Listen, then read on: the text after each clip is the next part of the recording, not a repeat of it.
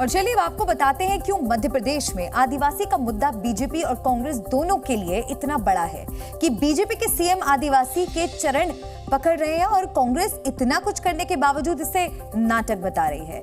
इसके सबसे बड़ी वजह है मध्य प्रदेश में आदिवासी वोट बैंक की ताकत। मध्य प्रदेश में कुल 1,53,00,000 से ज्यादा आदिवासी हैं। मध्य प्रदेश में आदिवासियों की आबादी 21.1% है और देश में कुल आदिवासियों की आबादी की अगर बात करें तो 14% मध्य प्रदेश में रहते हैं। मध्य प्रदेश में इस वोट बैंक के प्रभाव की बात करें तो 47 सीटें आदिवासियों के लिए आरक्षित होती हैं। इन सीटों पर अभी कांग्रेस का दबदबा है।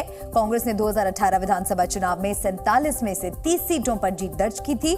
बीजेपी ने 16 सीटों पर जीत दर्ज की थी, वहीं एक सीट निर्दलीय को मिली थी। यानी अगर आदिवासी नाराज हुए तो किसी भी पार्टी का खेल बिगड़ सकता है। और चलिए अब बात करते हैं एनसीपी के अंदर चाचा भतीजा के बीच चल रही जंग की, जिसमें अब कटप्पा और बाहुबली जैसे किरदार भी दिखने लगे हैं और इस जंग का दायरा महाराष्ट्र से आगे बढ़कर दिल्ली तक आ चुका है। आज शरद पवार ने दिल्ली में एनसीपी राष्ट्रीय कार्यकारिणी की बैठक करके अपनी ताकत दिखाई।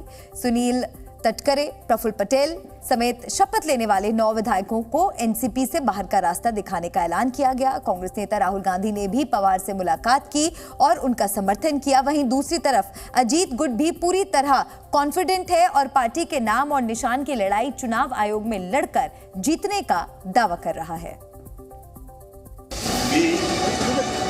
अजित अनंतराव पवार गांभीर्यपूर्वक दृढकथन करतो की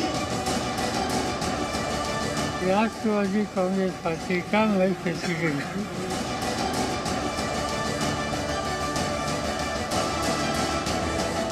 महाराष्ट्र में कभी शरद पवार की पार्टी रही एनसीपी पर उनके भतीजे अजीत पवार कब्जा करने की तैयारी कर रहे हैं, तो दिल्ली में शरद पवार गुट की बैठक से पहले अजीत पवार का साथ दे रहे प्रफुल्ल पटेल को कटप्पा और शरद पवार को बाहुबली दिखाने वाला पोस्टर लगाएगा। इस पोस्टर के जरिए प्रफुल्ल पटेल को गद्दार दिखाने की कोशिश की गई। पोस्टर में शरद पवार पर प्रफुल्ल पटेल को पीछे से हमला करते दिखाया गया। ये पोस्टर बता रहा है कि शरद पवार और उनके बच्चे खुचे समर्थक अपनी लड़ाई किस लाइन पर लड़ने वाले हैं। राष्ट्रवादी कांग्रेस पार्टी के दफ्तर के बाहर इस तरह से जो पोस्टर वॉर शुरू हो गए हैं वो अपने आप में कई बातें बताने के लिए काफी है। हैशटैग गद्दार के नाम से ये पोस्टर लगाए गए हैं, जिस पोस्टर में शरद पवार को कहीं ना कहीं बाहुबली बताने की कोशिश की गई है और वहीं प्रफुल्ल पटेल को कटप्पा, यानी किस तरीके से कटप्पा ने धोखे से बाहुबली को मारा था, वो तस्वीर आज एक बार फिर से देखने को मिल रही है।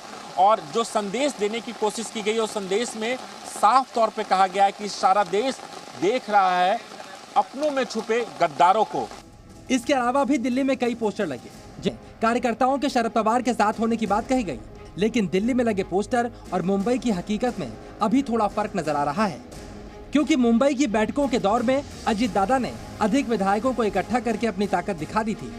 पवार साहब एक देश भर में कहीं भी जा सकते हैं, महाराष्ट्र में तो जरूर जा सकते हैं, वो अपनी अपनी बात रखेंगे। अजीत दादा ने भी कहा हाँ कि वो जहाँ जहाँ जाएंगे जो सवाल वो उठाएंगे उनका खुलासा जो है हम 2-3 दिन बाद में जाकर वहां करेंगे। फिलहाल महाराष्ट्र में एनसीपी की चुनावी लड़ाई में शिकस्त खाते दिख रहे शरद पवार ने दिल्ली में अपनी ताकत दिखाई है। दिल्ली में शरद पवार ने एनसीपी की राष्ट्रीय कार्यकारिणी की बैठक की और जिस बात की उम्मीद थी उसका ऐलान भी किया। दिल्ली मीटिंग के बाद बताया गया कि एनसीपी की सारी कमेटियां शरद पवार के साथ हैं। इसके अलावा एनसीपी ने बागियों पर एक्शन का ऐलान भी किया। पार्टी को ठेस पहुंचाने का काम कुछ साथियों ने किया, इससे फिर मजबूती से पार्टी को खड़ा करना, आगे ले जाना और अच्छी स्थिति पर लाना, ये मानसिकता हमारे सभी साथियों की थी। राष्ट्रवादी कांग्रेस पार्टी का मैं प्रेसिडेंट हूँ। दूसरा किसी ने अपने नाम पर स्टेटमेंट दे दिया, कुछ बात कही, वो बात कह सकते हैं, इसमें कोई इम्पोर्टेंस नहीं, कोई सच्चाई नहीं। फिलहाल चाचा और भतीजा के बीच यार गद्दार पर आरोप प्रत्यारोप चलते रहेंगे, लेकिन असली लड़ाई पार्टी के नाम और निशान की है। दोनों पक्षों का दावा है ये उनके पास ही रहेगा। अजीत पवार गुट भी कॉन्फिडेंट है और चुनाव आयोग में फैसला होने की बात कर रहा है। ये इलेक्शन कमीशन लेगा, उनकी मीटिंगें होगी, बैठक होगी, इनकी भी बैठक होगी। और कौन सी बैठक सही है और गलत है, इसका फैसला ना तुम करोगे ना मैं करूंगा, करेगा इलेक्शन कमीशन। अजीत पवार गुट की तरफ से उस बात का जवाब भी दिया गया है जिसमें शरद पवार की तरफ से ये आरोप लगाए गए थे कि अजीत पवार ने उनसे बात नहीं की। इस बीच महाराष्ट्र के सीएम एकनाथ शिंदे ने पूरे विवाद पर बयान देते हुए सबसे पहले अपने इस्तीफे की बात को खारिज किया। प्रधानमंत्री नरेंद्र मोदी के नेतृत्व में देश के आगे जाने की बात कही। ट्रिपल इंजन की सरकार को महाराष्ट्र के लिए जरूरी बताया और अपनी सरकार मजबूत होने की वजह से विपक्ष की टेंशन बढ़ने की बात कही।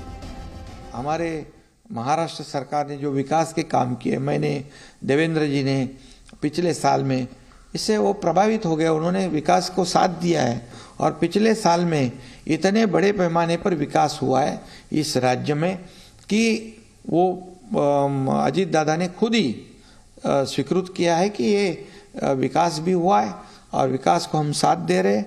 और राज्य में डबल इंजन की सरकार जो हम कहते हैं, अजीत दादा के भी वही विचार है, तो इसीलिए वो साथ में आए हैं। फिलहाल भतीजे ने मुंबई में तो चाचा ने दिल्ली में दम दिखाया है। अब राष्ट्रीय कार्यकारिणी में शरद पवार की पावर का जवाब अजीत गुट कैसे देगा, इसका एनसीपी की लड़ाई पर क्या असर पड़ेगा, ये देखना दिलचस्प होने वाला है। दिल्ली से राजू राज के साथ ब्यूरो रिपोर्ट, जी मीडिया।